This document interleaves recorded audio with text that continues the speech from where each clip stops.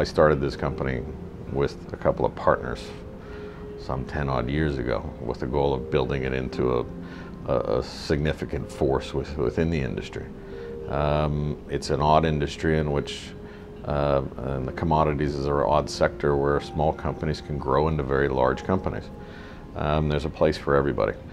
Gulf Keystone in 2007 made a decision to focus on the Kurdistan region of Iraq, acquiring 2 licenses in November of 2007 and growing that portfolio to 4 licenses. We've had incredible success. It's an amazing story that still has a lot of upside with exploration just beginning on our Barbahar license and continuing appraisal and exploration on the other 3 licenses with a total of 5 rigs working at the time. For a company our size, the scale of our operations in Kurdistan are massive. We're a company of about 250 people altogether, contractors and all, and we're currently running 3 rigs of our own. Our partners have a 4th rig going in the Aker Brigil block, and our partners in Barbahar, the Genel Group, they're going to have a 5th rig running here pretty soon, so we'll have 5 rigs operating, which is a pretty impressive level of activity for a company our size. On top of that, we have 1 extended well test facility that has the capability to handle somewhere north of 10,000 barrels a day, maybe as much as 15, and we plan on building 2 more of those. And hopefully by the end of next year we will be constructing a pipeline to connect Shaikan to the export line that goes to Ceyhan in Turkey. So it's a pretty full slate. And to go to Kurdistan and walk around structures and see natural oil seeps and see gas seeps and streams and these amazingly unexplored surface anticlines that were there, it wasn't hard to see there was opportunity. By no means it was a slam dunk, as most people thought it was. But the opportunity in Kurdistan doesn't exist anywhere else in the world onshore as we know it today. Kurdistan is a virgin land. It is underexplored. We have over 115 billion barrels of recoverable oil in Iraq, but none of it is included in the Kurdistan region because it was underexplored. Our success as a Gulf Keystone Petroleum led many companies to queue for signing contracts with the Ministry of Natural Resources. I came to Kurdistan in 2007. We haven't signed any contract yet. And we started building up the office, started building up the knowledge about the area. We made the geological surveys. Then we signed a contract with the KRG on the block, Shaikan block. So we started right from the beginning, as if a small child is starting growing, and now it is in its youth.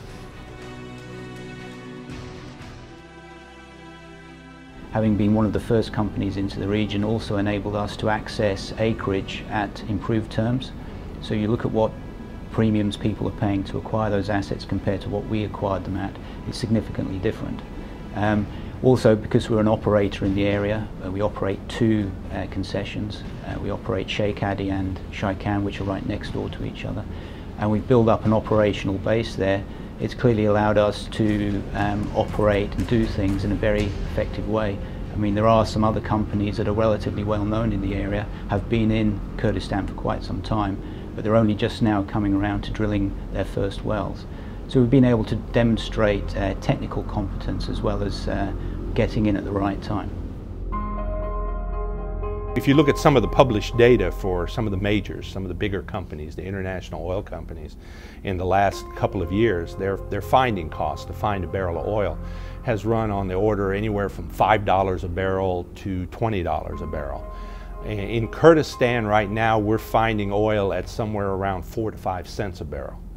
So our finding costs are extraordinarily low, and you can't do much better than that.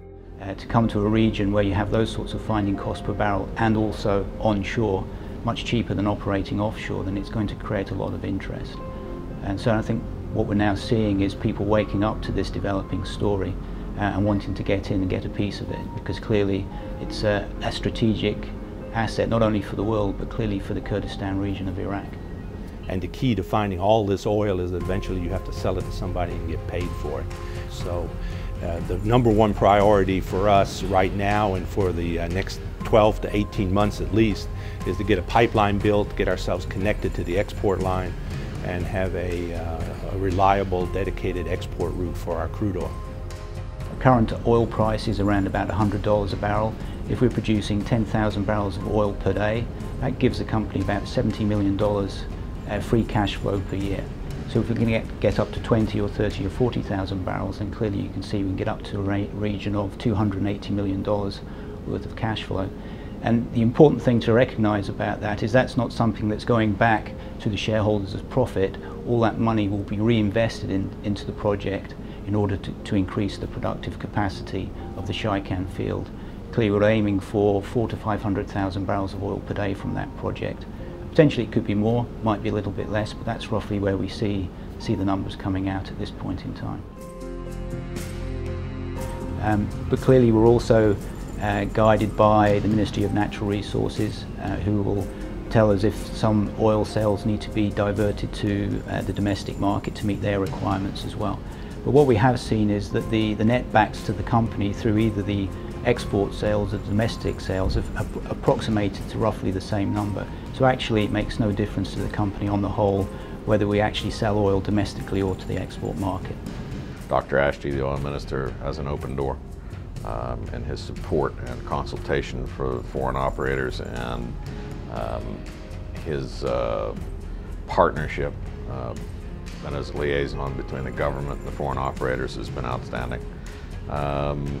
The other members within the government are very supportive, and they want to see companies do well, and want to see investment in Kurdistan. They encourage all companies, not just in the energy business, but all industry sectors to be investing in Kurdistan, because they understand that's what's good for Kurdistan. I said, this is a government that understands that working with the private sector helps the people of Kurdistan and the people of Iraq. As far as going forward, we are going to eventually put Shaikan number 4 and Shaikan number 2 on extended tests. We haven't picked the zones yet, but in all likelihood they will be different than the zones that are currently tied into production on the number 1 and number 3 wells. And so Shaikan 4 and Shaikan 2 will each get their own extended well test facility. So hopefully by the end of next year we'll have 3 extended well test facilities that will be capable of producing oil for either domestic sale or export. Our thoughts right now are that the development of Shaikan by itself will take somewhere over the life of the field about 200 wells that we're going to have to drill. We're going to be drilling those wells from a fairly small number of locations due to the mountainous nature of the area. We're only going to have maybe a dozen, maybe a dozen and a half locations to drill these wells. So the well locations will be quite large. There'll be 5, 6, 7, 8 wells per location. So from a subsurface standpoint, it'll look like a lot like an offshore development. You're going to have wells coming from clusters, and there's going to be a lot of directional work to get the drilling done, but it should be a fairly challenging development plan. I'm kind of prone nowadays to telling people that on a per employee basis, we have found and are finding more oil than just about any company on the planet. So it's been a very good year for us. We've added in excess of 4 billion barrels to our oil in place numbers, depending, it doesn't matter where on the range you look at it, whether you look at the safe P90 range or the more upside P10 range.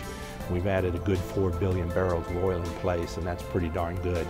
And we haven't even looked at the Barbahar block yet, so it's been a very good year for Gulf Keystone. My goal for Gulf Keystone was to be a solid, respectable international player that lived to the highest standards and others thought very well of. Now I want to be a FTSE 100 company. You know, we're well entrenched within the FTSE 250 if we were to be a member of the FTSE, which we hope to be next year. But that doesn't stop us and the possibilities from being a FTSE 100 company. So not only be a significant company within the oil industry, we'll be a significant company within the economy of the UK and Europe. When we discovered oil for the first time, really I was really very much excited, and our people around, they don't know what I'm flowing oil now. They said yes, and so what? It's now they started to learn that when you flow oil, it means a lot. It means that we have a real discovery. We're proud to be working with our partner, the KRG. We couldn't have done this without their cooperation, the ministry's cooperation. It's just getting through early exploration on a lot of the licenses which were signed simultaneously. What is about to happen in Kurdistan is an explosion of the oil industry. You're looking at a recreation of what's happened at some of its neighbors. You know, Kurdistan is going to be like what happened in southern Iraq, what happened in Kuwait, what happened in Saudi and Qatar. Now this initial exploration phase is over, and there are 15 plus or minus rigs working in Kurdistan. You know, our estimate is that's going to triple over the next year or two. There's going to be a drilling rig on every hill in Kurdistan. And the amount of investment by foreign operators, the amount of revenue that will be brought in by oil sales from those discoveries, appraisal development programs, it's going to be transformational for not only Kurdistan but for Iraq. Now, we're really proud to be a part of it.